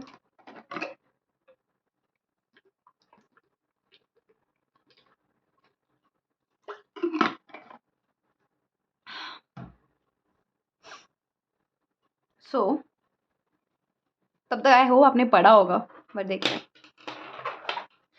सो an increase in voting rights, क्या लिखा है मैंने ये, an increase in voting right in a target in so an increase in voting right बढ़ रहा है मेरा टारगेट कंपनी में of any shareholder acquired beyond the limit attracting an open offer under regulation 3(1), मतलब 25% से 25% touch करो, trigger point touch करो, person to buy back of shares by the target company shall be exempt from the obligation to make। अच्छा, इसमें है कि उसको reduce करना पड़ेगा। पहले एग्जाम्पल देखते हैं, फिर वो इंग्लिश में पढ़ लेना जो लिखा है। ठीक है, मैं जानबूझ के ऐसे बोल रही हूँ ताकि आपको भी थोड़ा फनी लगे, इंग्लिश में पढ़ लेना और थोड़ा इजी भी लगे ना, क्यों इतना पूरा पढ़ के फिर एग्जाम्पल देखना है। सो मिस्टर ए है, मिस्टर ए ने 20,000 शेयर्स थे मिस्टर ए के पास टारगेट कंपनी के, out of total 1 lakh shares issued by target company. Target company ने टोटल 1 लाख शेयर इशू किए थे, जिसमें 20,000 शेयर्स मिस्टर ए के पास थे, मतलब वी अंडरस्टैंड दैट 20% होल्डिंग उसका था। ठीक है, टारगेट कंपनी में।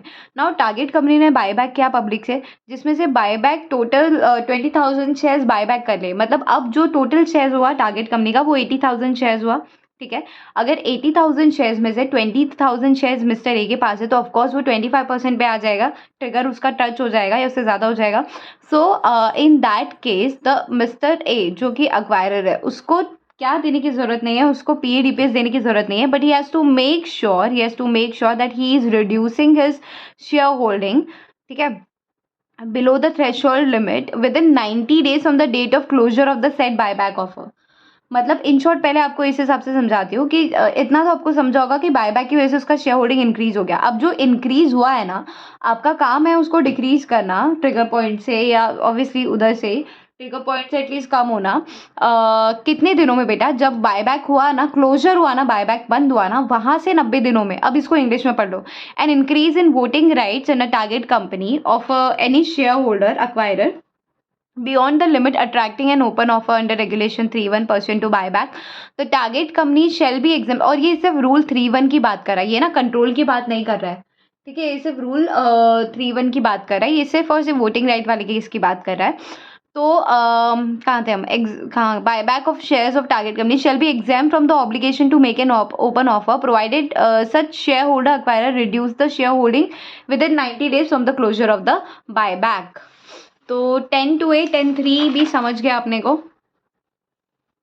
देखो दिया है ना यहाँ पे 90 days टू रिड्यूस लेवल, और ऑन 90th डे उसको पीएडीपीएस देना पड़ेगा। 90 दिन दिया है ना बेटा, अगर देखो 90 दिन दिया है, तेरा शेयर होल्डिंग बढ़ गया है तो उसको कम कर दे, नहीं कर रहा है तो फिर भाई पीएडीपीएस 90 डे पे पीएडीपीएस देने के लिए तैयार रहना। फिर रेगुलेशन 10-4 क्या है देखना, my bad,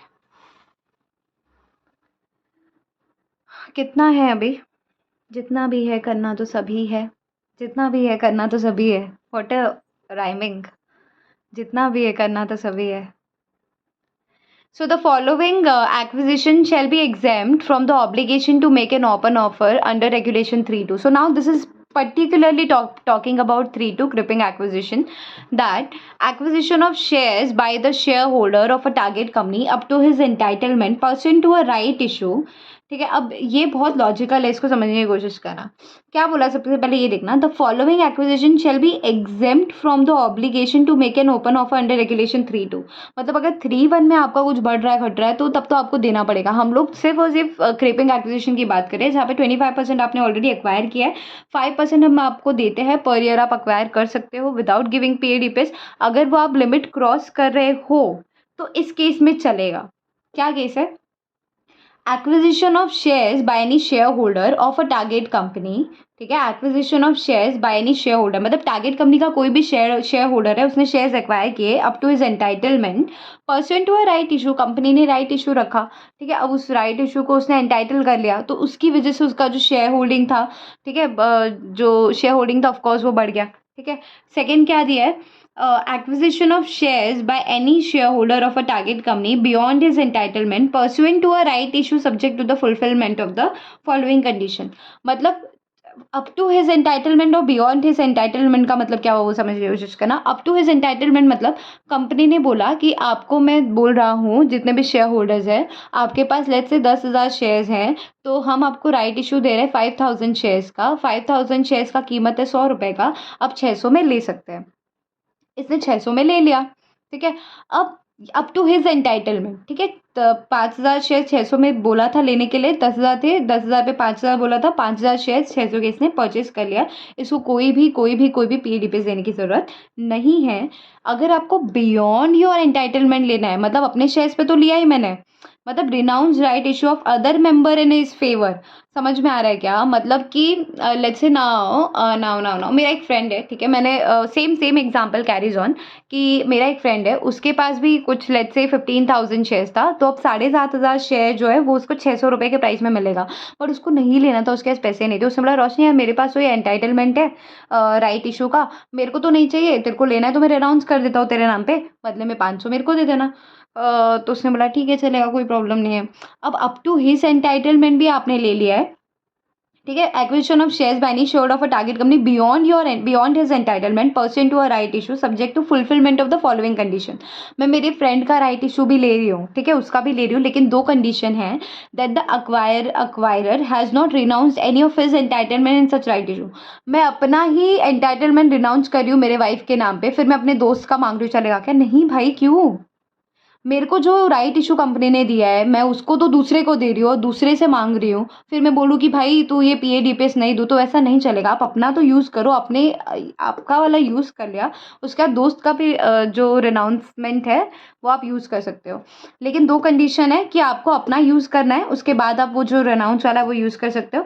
the price at which the right issue is made is nil. The price at which the right issue is made is not higher than the X rights price of the shares of the target company being the sum of this one। on the next page उसका सम दिया है, पहले इसको समझने की कोशिश करना। the price at which the right issue is made, जिस प्राइस पे राइट इशू दिया है कंपनी ने, is not higher than the X rights price of the shares of the target company being the sum of this one. अब इसका example hold, पहले इसका मतलब समझ के जाना है। इसका मतलब ये है, the price at which right issue is made is not higher than the aggregate of following 2 prices. ठीक है, the price which right issue is made is not higher, जिस प्राइस पे राइट इशू दिया है that price is not higher than the aggregate of following 2 prices. ये 2 following prices जो है इनके एग्रीगेट को मिला लो, इनको एग्रीगेट कर लो, उससे ज़्यादा का वो प्राइस नहीं होना चाहिए। Now this is right issue का प्राइस, क्वाइट बिग ना। कितना बाकी है अभी? अभी है, काफ़ी है, 4-5 पेज लग रहा है मुझे तो। चलो, so the volume weighted average market price of the shares of the target company during a period of 60 trading days ending on the day prior to the determination of the right issue price multiplied by the number of shares out। I don't think so I can explain you this, I think you should do it on your own, but पहले मैं आपको ये समझा देती हूँ, फिर उसके बाद आपको वो समझ जाएगा, ये शॉर्टकट में उसका। सो बेसिकली ये जो प्राइस है ना, आप इसको एग्रीगेट कर लो, उससे ज़्यादा उसका राइट इशू का प्राइस नहीं होना चाहिए। कौन सा? Volume weighted average market price into original numbers of shares held divided by expanded share capital base in target company after right issue plus right issue. ये फॉर्मूला है, पूरा का पूरा फॉर्मूला, इसको लर्न करना पड़ेगा, इसका कोई और ऑप्शन नहीं है। So if you can then please do that. इसके एग्रीगेट के प्राइस से ज़्यादा उसका राइट इशू का प्राइस नहीं होना चाहिए। आई थिंक ये इतना क्लैरिफिकेशन हो गया सबको, ठीक है। तो right issue price shall be less than और इक्वल टू दिस प्राइस, जो भी अमाउंट आ रहा है उस प्राइस के। So now we are doing 10(4)(c). If we see here, कहाँ तक कर लिया हमने, ये पूरा कर लिया था। 10(2)(a) किया, 10(3)(a) किया। Now we are moving ahead with 10(4)(c). 10(4)(a)(b) भी कर लिया है, 10(4)(c)(d)(e)(f) करना है। चलो लेट्स डू दैट।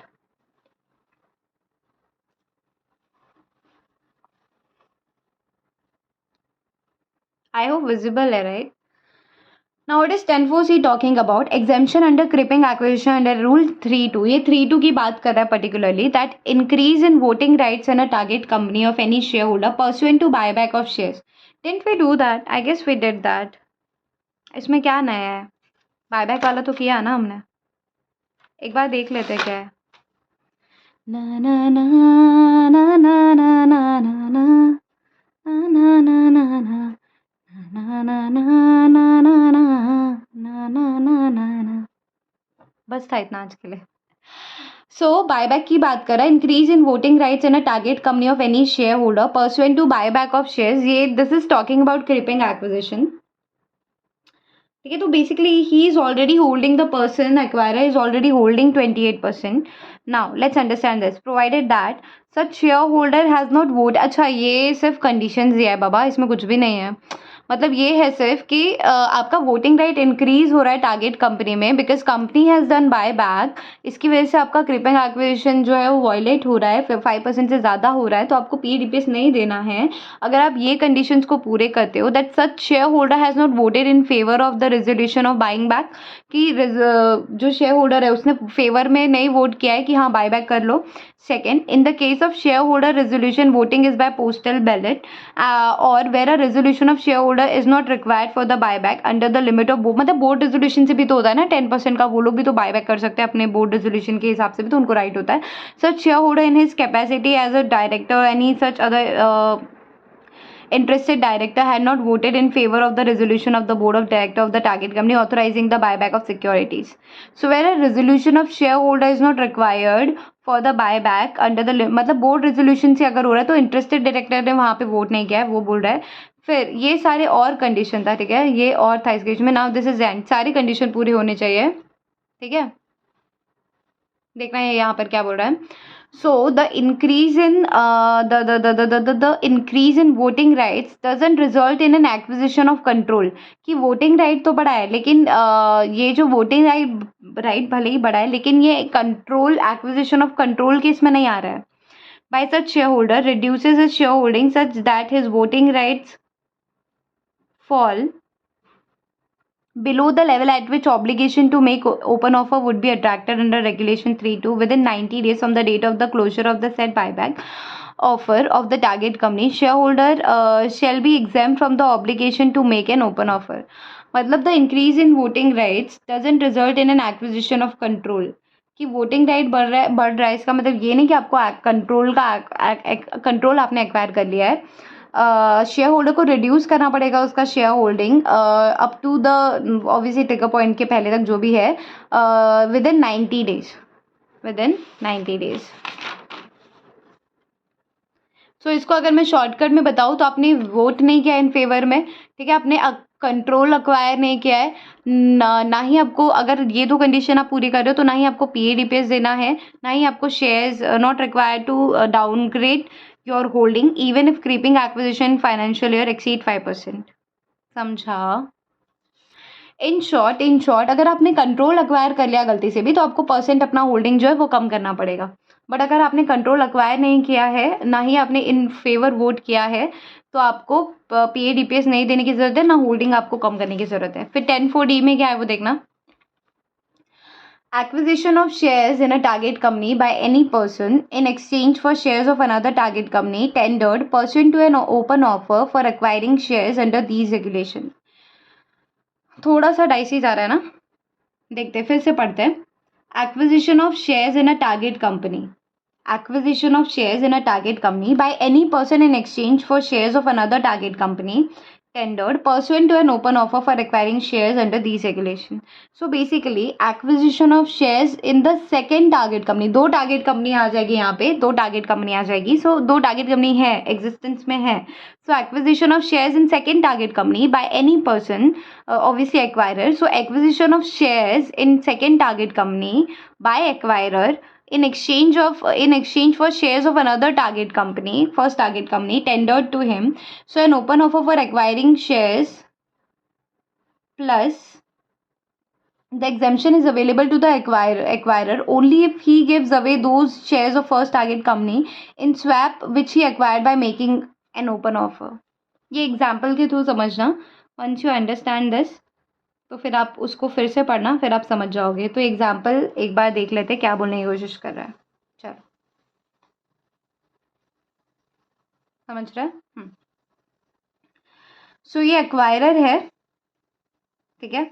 ये XYZ लिमिटेड है, ये आप हो, ये ABC लिमिटेड है. इतना समझ में आया? ये चार नाम समझ में आए? ना ना ना ना ना ना ना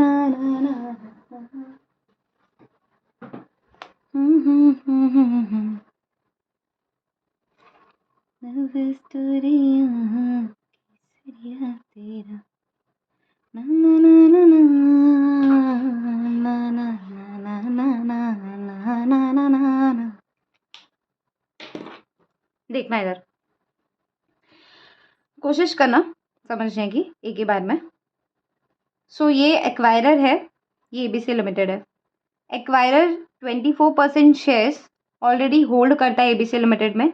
टेंडर किया था, उसने पेड ईपीएस दिया तो 18% शेयर्स और मिले. देखो मेरी एक बात समझने की कोशिश करना. When you give paid EPS जब आप देते हो 26% का ओपन ऑफर, तो जरूरी नहीं कि 26 के 26% आपको टेंडर होंगे. जितने खरीदेंगे उतने तो टेंडर होंगे ना. तो इसको 18% टेंडर हुए, तो 24% शेयर्स ऑलरेडी थे, 18% शेयर्स इसको पेड ईपीएस में मिले. ठीक है, इतना समझा. टोटल होल्डिंग इसकी हो गई ABC लिमिटेड में 42% की. नाउ अक्वायरर जो है ना वो फॉर 26 PA प्लस GPA. अच्छा ये तो पता है अपने को. सेकेंड, थर्ड किधर है? थर्ड ढूंढो ज़रा. थर्ड किधर है? Third first second. अच्छा ये सेकेंड था, ये थर्ड था. फोर्थ इधर है. नाउ अक्वायरर जो है ना वो XYZ लिमिटेड में भी 29% शेयर्स होल्ड करता है, प्लस 25% जो है PA और DPS दिया था उसने, तो वहाँ पर उसको कुछ 4% मिला था. तो अच्छा ओके, ऐसा है कि 25% शेयर्स थे, फिर PA DPS देके 4% और एक्वायर किया या नहीं भी दिया, क्रिपिंग एक्विजिशन किया, तो टोटल बेसिकली वो 29% शेयर होल्ड करता है XYZ लिमिटेड में. इतना समझा कि यहाँ पे 42% होल्ड कर रहा है एक्वायरर ABC लिमिटेड में, और XYZ लिमिटेड में एक्वायरर जो है वो 29% होल्ड कर रहा है. ठीक है. अब एक्वायरर जो है ना, अब आप जो हो, आप भी होल्ड करते हो XYZ लिमिटेड में 46% शेयर्स. इनकॉर्पोरेशन प्लस क्या लिखा है? IPO. Incorporation plus IPO. Obviously IPO से आपके पास जो भी शेयर्स थे, 46% शेयर्स जो है आप XYZ लिमिटेड में होल्ड करते हो. ठीक है. नाउ जो एक्वायरर है वो बोल रहा है आपको कि मैं आपको 6% ABC लिमिटेड का देता हूँ. ठीक है, मैं 6% आपको ABC लिमिटेड का देता हूँ. मैं 6% आपको ABC लिमिटेड का देता हूँ. आप मुझे XYZ लिमिटेड का 6% दे दो. तो कहीं ना कहीं ये स्वैप हो रही है, आपके और एक्वायरर के बीच में स्वैप हो रही है. सेम परसेंटेज का स्वैपिंग हो रहा है कि मेरे पास इस टारगेट कंपनी के इतने % शेयर है, तेरे पास इस टारगेट कंपनी के इतने % शेयर है, तू मुझे इसका 6% दे दे, मैं तेरे को इसका 6% दे देता हूँ. इन दैट केस आपको PA DPS देने की ज़रूरत नहीं है, दोनों को भी. सो है ना बहुत अच्छा तरीका. अब इसको पढ़ना, अब दिखना समझ आता है या नहीं. So acquisition of shares in second target company by an acquirer in exchange of shares of another target company tendered to him by members of first target company pursuant to an open offer for acquiring shares under these regulations. So the exemption is available to the acquirer only if he gives away those shares of first target company in swap. Swap कर रहा है ना ये, swap कर रहा है. 6% मुझे दे, 6% मैं तेरे को इसके देता हूँ. हम भी तो करते हैं यार, हम भी तो करते हैं ना. कैसे करते हो आप लोग? मैं देखो एसएलसीएम का नोट्स, एसएलसीएम बोल रही हूँ, मैं तुझे डीडी के नोट्स देती हूँ 6 चैप्टर के, और तू मुझे सीआरआई के नोट्स दे दे 6 चैप्टर के। वैसे करते नहीं, एग्जाम्पल दे रही हो। सो इस केस में आपको पीडीपी देने की ज़रूरत नहीं है, इस तरह से भी याद रख सकते हो। रब्बा ने तुझको बनाने से व्हाटएवर। नाउ 10(4)E में क्या बोला देखना, acquisition of shares in a target company from state level financial institution और देयर सब्सिडियरीज। कितना हो गया? 1.5 आवर्स हो गया टोटल। ये लास्ट है क्या यार? ये बहुत ज़्यादा क्यों लग रहे हैं मुझे? 10(4)E, then 10(4)F, then 10(5), then 10(6), then 10(7), मतलब 1 2 3 4 ऐसे वाले 5 पेज है पूरे। करना ही पड़ेगा, अब क्या कर सकते हैं? कितना टाइम लगना चाहिए? I guess 15 minute maximum, 20 minute जाना चाहिए, देखते हैं। चलो 10(4)E में क्या बोला है देखना, acquisition of shares in a target company from, acquisition of shares in a target company from state level financial institution और देयर सब्सिडरीज और companies promoted by them by promoters of the target company pursuant to an agreement between such transferors and such promoter। पहले example देखना, फिर समझ आएगा।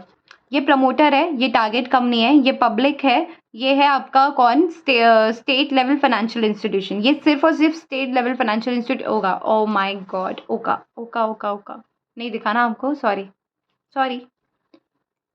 सो ये promoter है, ये टारगेट कंपनी है, ये पब्लिक है, ये आपका एसएलएफआई कौन है? स्टेट लेवल फाइनेंशियल इंस्टीट्यूशन है। ठीक है, कलर कर लेते हैं हम लोग, अपने जो मेन मेन टीम मेंबर है ना, उनको कवर कर लेते हैं ताकि समझने में आसानी हो आपको। रब्बा ने तुझको बनाने में, समझा या नहीं? इतना समझा? पार्टी समझा? पार्टी समझ में आया कौन कौन है इसमें? प्रमोटर है, टारगेट कंपनी है, पब्लिक है, और स्टेट लेवल फाइनेंशियल इंस्टीट्यूशन है। ठीक है, अब देखना सबसे पहले यहाँ पर क्या हो रहा है। प्रमोटर के पास ऑलरेडी 28% शेयर्स है, 10% और लिया, 38% हो गया, लेकिन फिर भी उसको पीए डीपीएस देने की ज़रूरत नहीं है, क्योंकि but if an given example 24% plus 10% 34% हो जाता, तो PA DPS is required under regulation this one, cause regulation 10 for exempt only from 10 from regulation 3(2).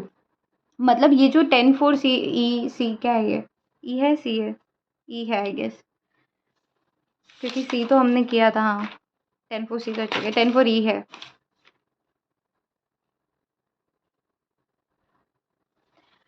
मेरी बात समझने की कोशिश करना। पहली बात तो ये सिर्फ 3(2) के लिए बात कर रही है, ये क्रिपिंग एक्विजिशन की बात कर रही है, ये आपकी 25% वाली शेयर की बात नहीं कर रही है। समझा इतना? तो अगर आप लेट्स से 24% पे होते, यहाँ पर 24% पे होते, फिर आपको 10% मिलता, तो आपका 24% से जैसे इंक्रीज होगा 1% भी, तो 25 आप ट्रिगर पर टच हो गए। ट्रिगर पर टच हुए तो आपको पीडीपीएस देना पड़ेगा, because this regulation talks about creeping 3(2) की बात कर रहा है कि 3(2) में आपको इस रेगुलेशन के थ्रू क्या मिल जाएगा बेटा? एग्जाम्पशन मिल जाएगा। ठीक है, ठीक है।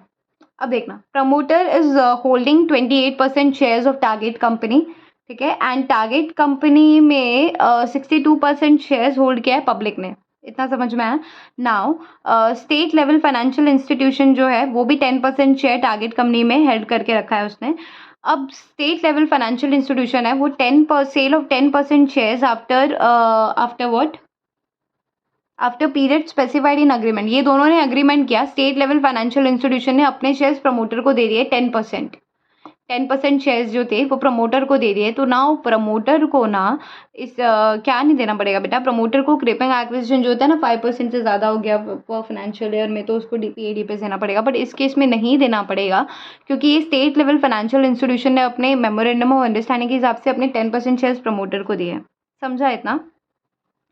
आई होप इसमें कुछ बहुत बड़ा रॉकेट साइंस नहीं था, समझा होना चाहिए। Now we talking about 10(4)F।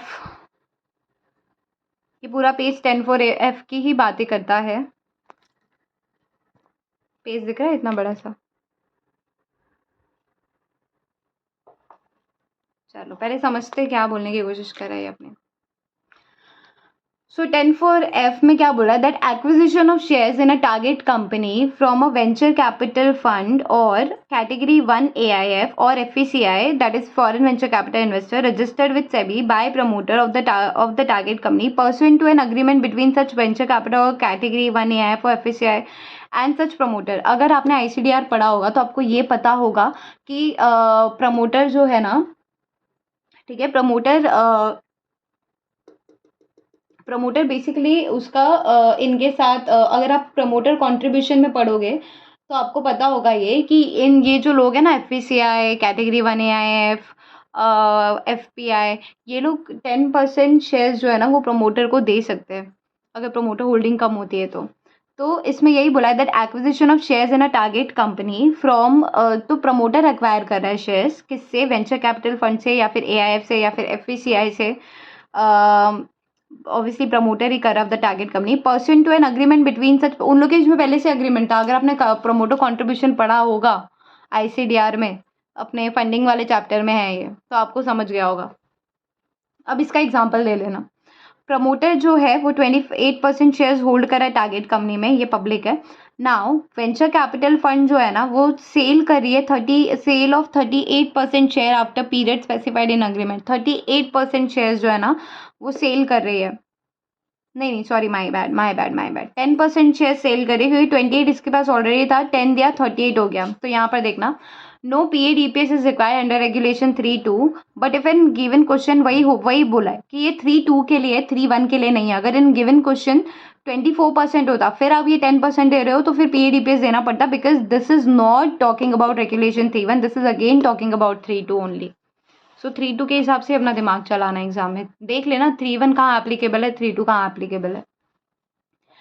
Regulation 10(5), इसमें क्या बोला है देखना, विजिबल है ना गाइस, ला ला ला ला ला ला ला ला ला 10(5).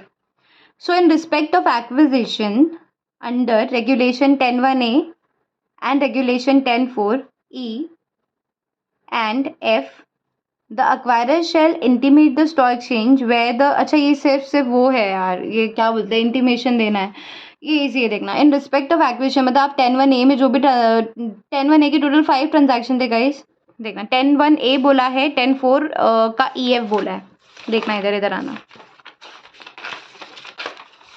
सोचो इतने सारे हमने पढ़े, इतने सारे हमने कवर किए, वो भी 1.5 घंटे में, किसी टीचर ने नहीं कराया यार। 10(1)(a) के 5 ट्रांजैक्शन इसकी बात कर रहा है, 10(4) के ट्रांजैक्शन में E और F की बात कर रहा है। तो अगर आप इनमें आ रहे हो ना, 10(1)(a) में आ रहे हो या 10(1)(EF) में आ रहे हो, इसमें आपने एक्विजिशन किया है, तो उसकी बात कर रहा है that acquisition of shares in a target company from,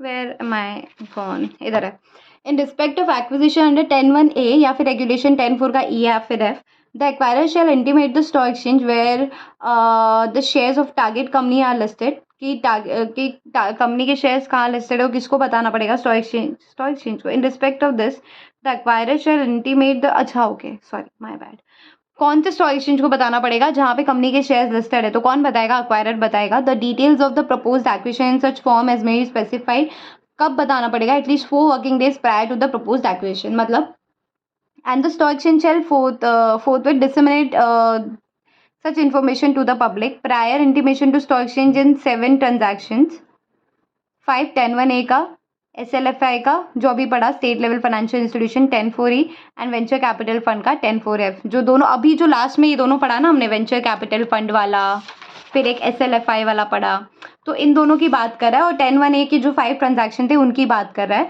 तो अक्वायरर जो है ना उसको इंटीमेट करना पड़ेगा at least 4 working days before acquisition to stock exchange. Stock exchange जो है वो डिसमिनेट करेगा पब्लिक को इन्फॉर्मेशन, समझा इतना। Now regulation 10(6), so in respect of any acquisition made pursuant to an exemption provided for in this regulation, the acquirer shall file a report with the SEBI with the stock exchange where the shares of target company are listed in such form as may be specified not later than 4 working days from the acquisition, and the stock exchange shall forthwith disseminate such information to public. This is 10(6). what ये क्या बोलने की कोशिश कर रहा है, report to stock exchange in 32 transactions as well.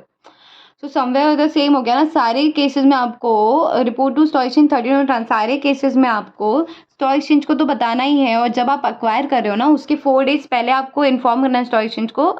Similarly stock exchange would disseminate the information to the public. Is this last? I just wanted to clarify. Yeah, I'm so happy. This is last. इसको अच्छे से पढ़ते चलो. Ta ta ta ta ta ta ta ta. So, in respect of an acquisition made pursuant to exemption provided for regulation 101A, 101A का 3, then 101H, 102A, 103, regulation 104AB, CF, 104 जो था last वाला उसका A, B, C और F. The acquirer shall within 21 working days of the date of acquisition submit a report in such form as may be specified along with the supporting document to the SEBI giving all details